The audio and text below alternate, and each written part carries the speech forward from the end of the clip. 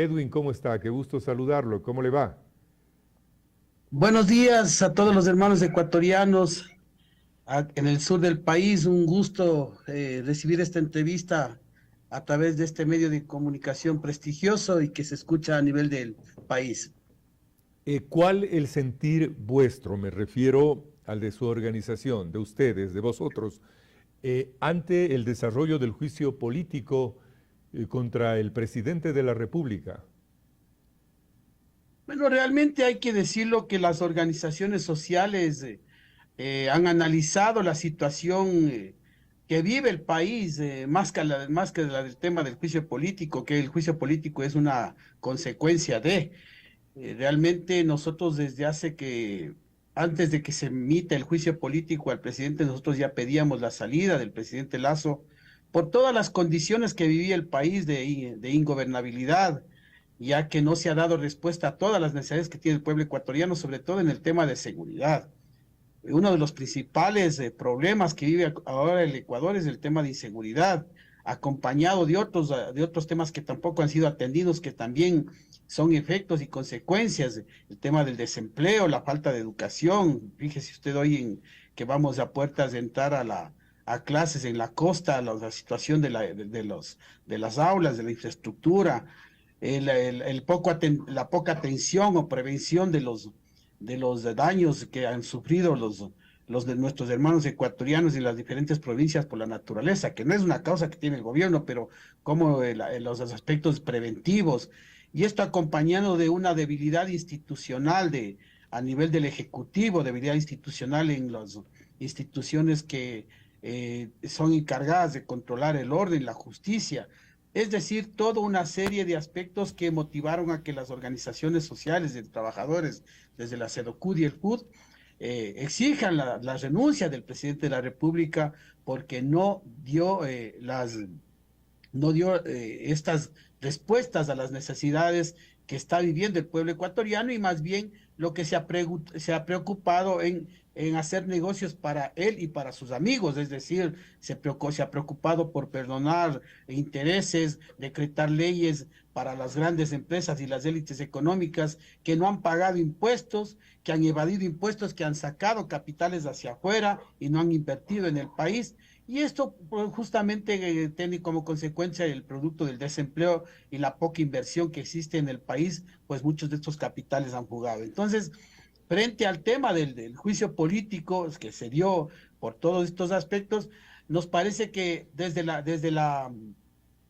que la Corte Constitucional dio paso al juicio político, hubo una serie de incongruencias, se puede decir, puesto que o la Corte Constitucional debía haber decidido o le siguen el juicio político por todas las causales que estaban previstas o no le siguen el juicio político. Lo que hizo es más conflictuar en la situación en el Parlamento ecuatoriano, y de igual manera los asambleístas, algunos con cálculos políticos, estamos ahorita enfrentando un panorama en la Asamblea Nacional que es un panorama de veremos. Es Perfecto. decir, no Claro, tenemos claro. seguridad.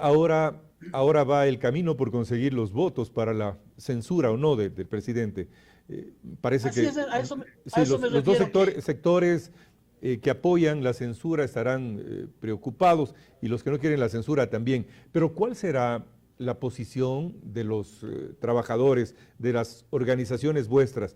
Recuerde que la que refiere usted, decisión de la Corte Constitucional, se dio con la presencia del movimiento indígena en la Corte Constitucional.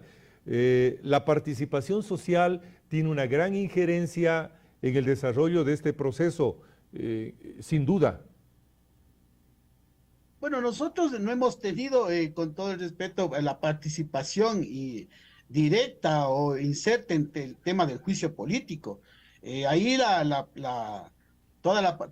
trabajo que han hecho en la Asamblea, que es también una de las instituciones debilitada porque no goza de credibilidad por parte de la ciudadanía, deja mucho que desear. Como lo digo, se han emitido para el juicio político algunos pasos o gestiones que se han realizado de alguna manera mal hechos, corregidos, reculados, nuevamente corregidos.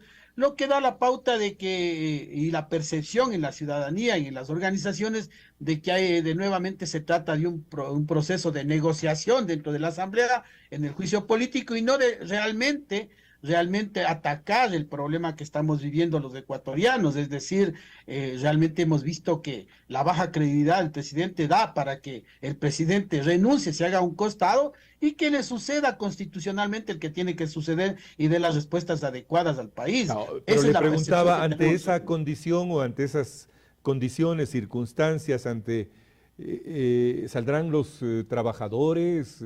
¿Saldrán a las calles? ¿Habrá presencia en las calles? Era mi inquietud. Bueno, nosotros vamos a exigir, hemos exigido ya en las últimas movilizaciones, esta semana tuvimos varias reuniones y vamos a tener algunas reuniones en provincias para poder posibilitar este 1 de mayo con una consigna, primero el de la Ujú, seguridad, la ujú. vida y el trabajo, y con la salida también del presidente, exigiendo la salida del presidente Lazo.